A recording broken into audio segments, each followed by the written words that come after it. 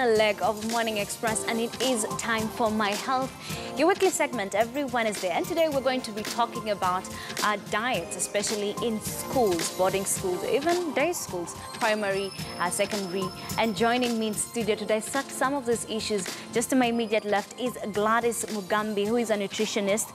Next to her is Whitney Biregwa, a student. Next to Whitney is Beatrice Njuguna, who is a teacher at a Loreto Convent, Msongari. And last but not least is Herbert Baderi, who is also a student. I hope you don't feel like, you're overwhelmed with all the women in the set. But before, thank you very much for joining us here on Morning Express. But before we get to that conversation, I would like us to listen into some of the comments you had to make on these school diets.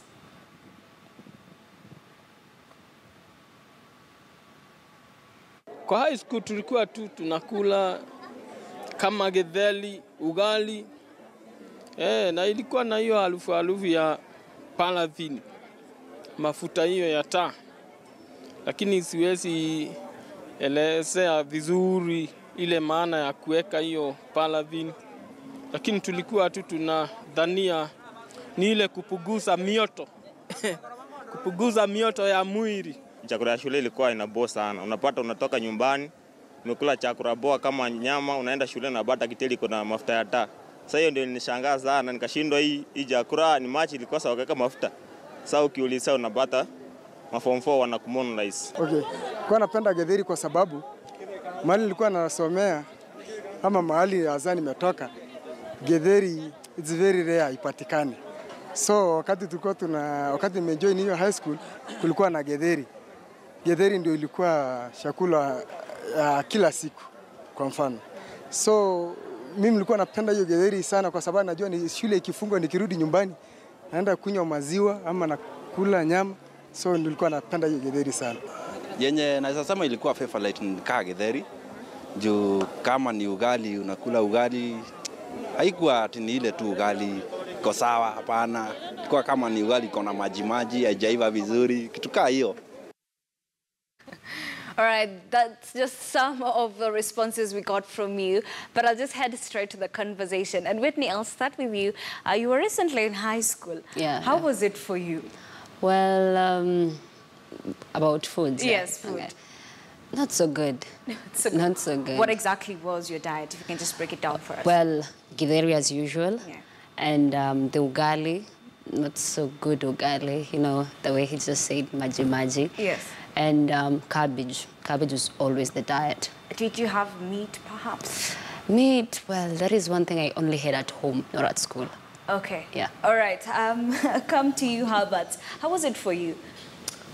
Well, I got to school on a Thursday. Yes. That's the day that we were taking meat.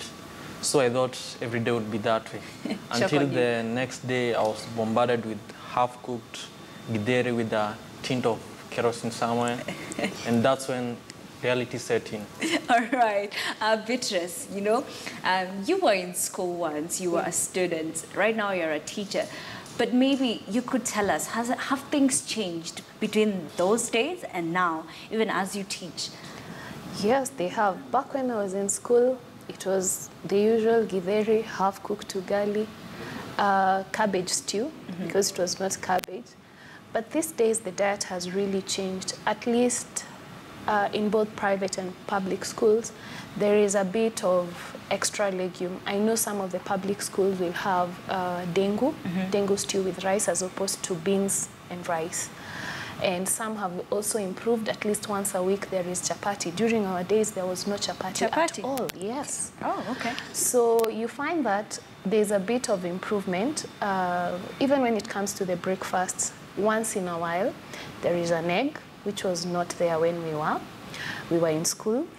And for the private schools, I think from the social media and what has been going around, it's similar to a 5-star hotel because there is the likes of sausages and bacon in the morning, and 2 potatoes for lunch and coleslaw. Sometimes there is chicken for dinner and parmesan potatoes.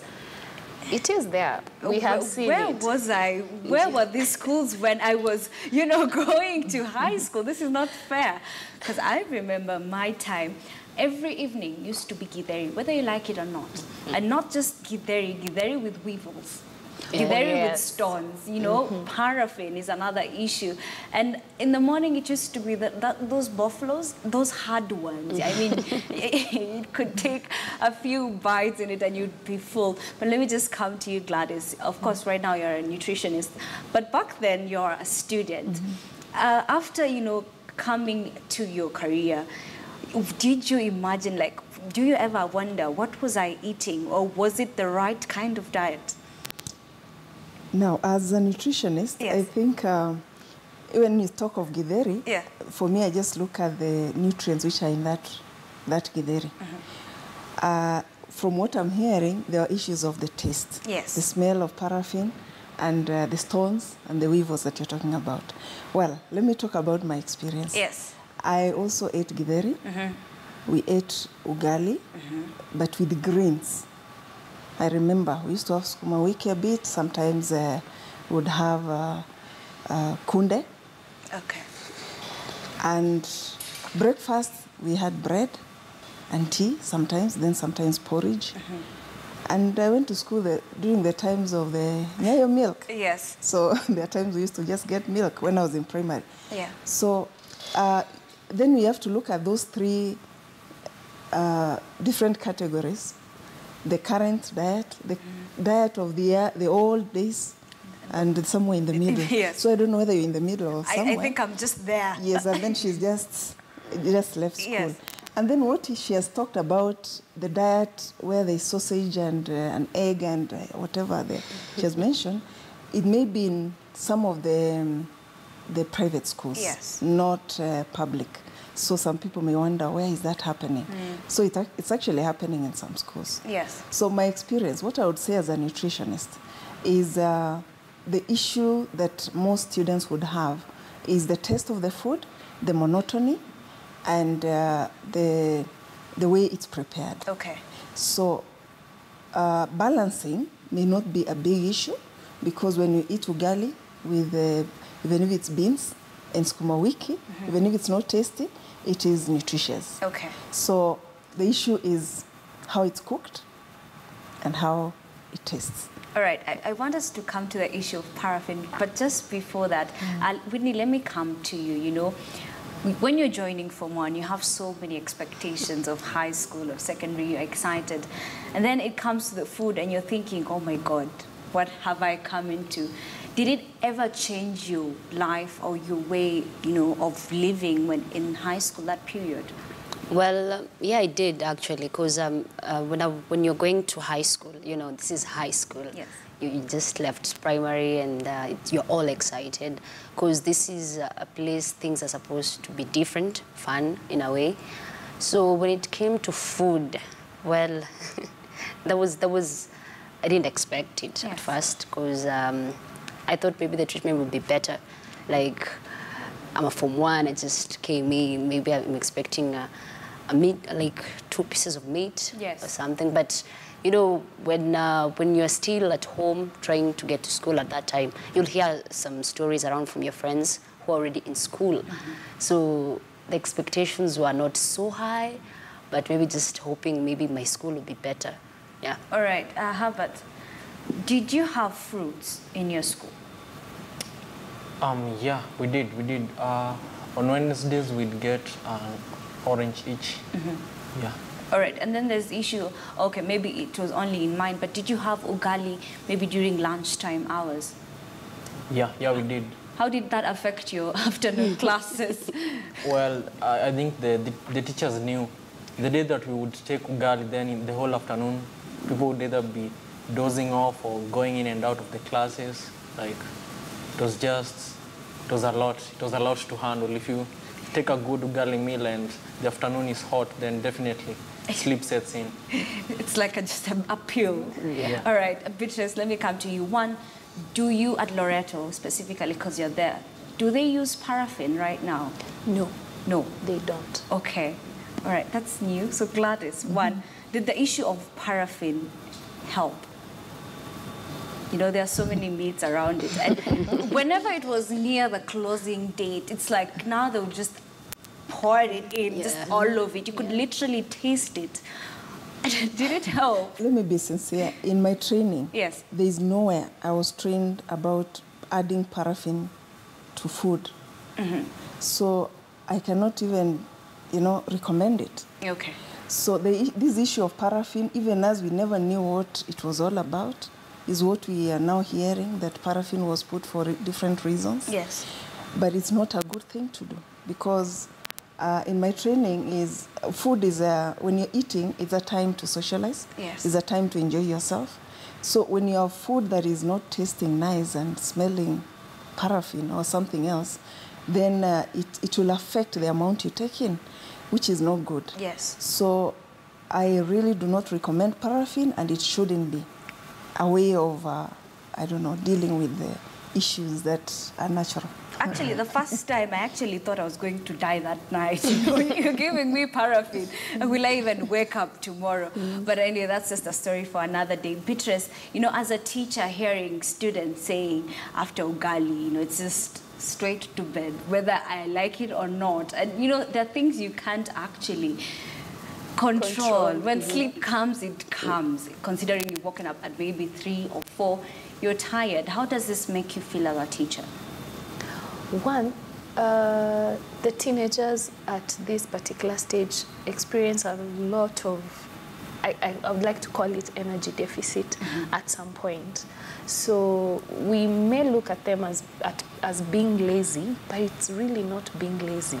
It's just as a result of all the growing that is happening to them. So when they eat ugali for lunch, and of course you have an afternoon lesson, and some of them are nodding off, and sometimes you're also part of the ugali, you ate the ugali yourself, so it's really taking a toll on you. You just come up with new methods of getting them active. Okay. Mostly, even for us, when we were in high school, you'd tell them to take off their sweaters. And if it was a lesson where probably you needed to use the lecture method, you'd need to come up with another method, maybe take them out for group work, make them stand, maybe have a bit of singing before you start teaching. The good thing is with them, anything that is fun is always welcome, as opposed to anything that is boring. Okay. And when you introduce fun first, then learning, I think it's more bearable. But sometimes for the double lessons, it doesn't work.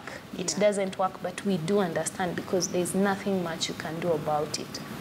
Does the whole removal of sweater or cardigans really help? Wendy, did it ever work for you? Never.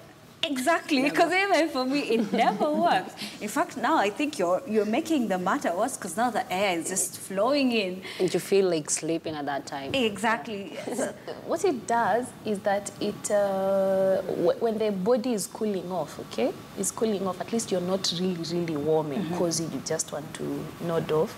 But at least it helps a bit in keeping you awake. Okay. So, because you're not warm. All right, how about, of course, we know there are some schools that snacks are allowed, others snacks are not allowed. Was it an issue at your school, or you could have snacks any day, any time? No, not exactly snacks per se. We had a canteen, and the only thing that would be available are some mandazis, some scones, and that's it, nothing else. Okay, not to fault, the system or the nutrition or, the diet of schools, but maybe the issue is funds. You cannot always have eggs and all the posh meals that you would like to have, sausages, chapati, that nowadays we have. Do we really blame the school so much, Gladys? Yes. Yes. We blame the school because when you talk about funds not being adequate, it means nutrition or food is not given a priority. Okay. So if food is given a priority, knowing what a good diet means, it gives us the strength, good health and all that, then we cannot start talking about the cost. Okay. So any school should have a plan on how they are going to feed their children. as the first thing. Okay. So that they can survive in school, they can be alert, and they can be healthy. And they are growing, so they need to get all the nutrients they require for growth. So I recommend that schools budget for food and give the foods which are healthy. Yes. You talked about a nutrition plan that you're coming up for schools. Maybe you can tell us more about this plan. Okay, the national government has a Ministry of Health and Ministry of Education, even Agriculture. We've come up with a school meals and nutrition strategy. And the strategy is to help us understand what we need to feed our children, how to feed it, how to coordinate, how to plan.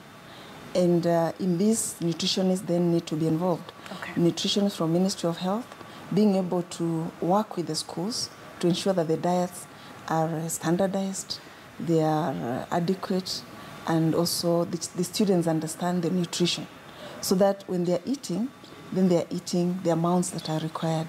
The ugali thing might be that during the day for ugali, students were eating a lot. Yes. Ugali is a food that is, I mean, most people like it, and when they want to eat, they eat more than they require. Yes. So the body's energy goes into digesting it.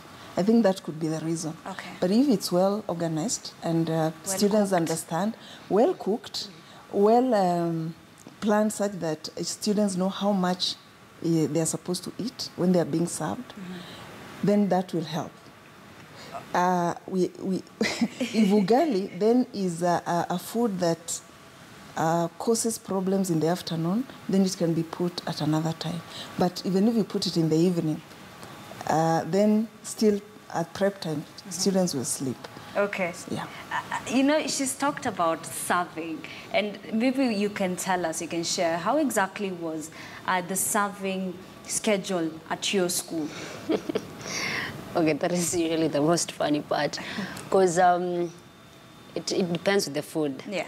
When it's ugali, well, there won't be a lot of line, like. So the chefs used to serve the food for you? Yeah. All right. But at times it was an issue when I was in Form 3, the students started suggesting that ourselves, we do the serving. Yeah. Because usually the chef will not have good conversation while he's serving you. Maybe it's little, maybe it's too much for the ladies. Yes. So they requested for us, ourselves, to serve ourselves. So it worked. It worked, yeah. And what exactly were you using to serve yourselves? These plates. Yeah. The mabati ones, yes? The mabati ones, yeah. just... Okay. Yeah. All right. What about you, Hamad? I think that girls are slightly more organized than us, because we would just line up and with our plates, we just go and give it to the chef, then they put food. And of course, that line, there used to be a lot of drama because we'd box each other for the top layer. You know. And it was a hassle, but come from there is something strange started happening. Yeah. They changed almost everything, because the principal realized that on the day that you are supposed to take Githeri, people would eat half and pour half. So to him, it made no sense to continue buying maize and beans. So in Form 1 and 2, we ate Githeri, but in Form 3 and 4, he abolished it. Okay. Yeah, so that was good. So what was, after abolishing, what came next? Before abolishing it, it was Githeri and rice. So after he abolished it, he added ugali and removed the Githeri. So it was specifically ugali and rice, rice, every day. Is it the same for you? Do children line up to go get served by the chefs? Yes, mine is a private school, yes. So it's totally different. They do line up. At least we do one shift. They line up the seniors and they line up the juniors, and they go and the chefs serve them. We had tried the family service where food is put in the hot pots and placed on the tables, and the girls they each have their own tables and they each serve. But what happened is that on the day the food is popular, Okay, like on the day they have sausages or chips, somehow some people don't end up eating. Yes. But on the day when it is less popular food, with girls it's different. They don't come. So you find that the table never showed up to eat. So they decided it's better when they have the meal cards, which are given at the door. Therefore, we can be able to account for girls who haven't eaten and to make sure the food is enough. Right. Because in a boarding school, again, we have a bit of an issue where people will stay off meals for quite a while, then they fall sick and it becomes a problem. Okay. Yeah. All right. You see, yes, you want to say something? I feel like the meal card system is one of the worst. Because you can imagine that you're in the same class with people and going through the same lessons, but when it comes to lunchtime, probably because you've not paid the whole school fees, you're not going to eat. Yes. I think it's really unfair, and I'm glad in our high school we never had that. So irrespective of whether you had paid the full amount of school fees or not, you still used to eat. Which is another issue we can come to, you know. One, we can see the portions are not equal for every student. Yes. And then now there's the issue of meal cards. If you haven't paid school fees, then you do not get to eat. So what happens to a student? You know, you need to get energy for you to learn. And I remember my time, we used to use cups to serve ugali. So imagine a cup. You don't know how deep it is, or you know, you don't get the right amount. So what happens in such cases? First of all, the issue of portions is not considered in schools, and that's what we want to introduce. We should be having a serving measure, a spoon or a cup or whichever, so that it's standardized. Okay. These children are almost the same age. They should be eating the same. And that is one of the things our strategy will address. Okay. When we talk about meal cards, that a child cannot eat because they have not paid, then we are going against the Constitution. Every Kenyan has a right to good food. Yes. And I think if teachers are not considering that, then it's something that is a rights issue. So we should have students eating, and if they have not paid, then have a different way of dealing with it than denying them a meal card. Because they end up not eating, and if that happens for a long time, they'll start getting sick. It is a cost to the school, to the parents, and even to the country. Yes. So that's why I said earlier, food should be something planned for. Okay. And if it's planned for, then nobody should be denied. So then, do we need nutritionists in every school? Ideally, yes. Okay. That is what is happening in the developed countries. Okay. You go to Japan, Brazil, nutritionists link with the farmer, and then the school, and they know what is required. Okay. They bring in variety so that students don't feel it's Githeri all through. We can also be able to use that opportunity to teach the students how to feed well, because the population is made of these young people, and if they are going to play around with their health, then the country actually suffers in terms of development, because they'll not be able to learn well, they'll be sick, they will be not active in life. But, you know, we have matrons. So matrons, most of the times, they double up as the role of the one in charge of food and all the other necessities that children need, apart from education, you know, the educative bit. So most of the times, they do not know anything about this. So maybe some may be watching, yes, they already have this job. What is the ideal diet for students, affordable ideal diet right now that you can recommend for people? Okay, students are supposed to eat like any other person. Yes. And therefore, I know what causes the monotony and the choices is the logistics. Schools are unable to bring in the varieties that we're talking about in the private schools. Yes. If all public schools were to have all that we have in the private schools, then there's a lot of logistics that goes into it. But that can be done. So we should not shy away from it. Right. We expect students to eat the starches, variety. If it's rice, there's chapati, there are potatoes, and there's the ugali. So then we can bring in the vegetables, a variety of vegetables, the green vegetables, the cabbage once in a while, the fruits, and then the eggs, the meats and all that, the beans. There's a lot that we can give our students. Yes. We only need to plan and think about the logistics. It brings in the private sector a lot. They have to, private sector have also to be ready to be able to distribute the products that may require their input to those schools. All right, thank you very much all for coming. To my immediate left, Gladys Mugambi, who is a nutritionist. Next to her is Whitney Biregwa, a student. And then we have Beatrice Njuguna, who is a teacher at Loreto Convent in Songari. And last but not least, the only man in our panel is Herbert Maderi, who is also a student. Thank you very much for making time. That was an interesting conversation, getting to hear your experiences. I feel like now I wasn't the only one who suffered in high school. So thank you very much. Thank you, our esteemed viewers, for staying with us for the last 4 hours. Always a pleasure having you. Thank you for joining us. Have a blessed day. Enjoy the rest of your viewing. My name is Ashley Mazuri. News Center comes up next.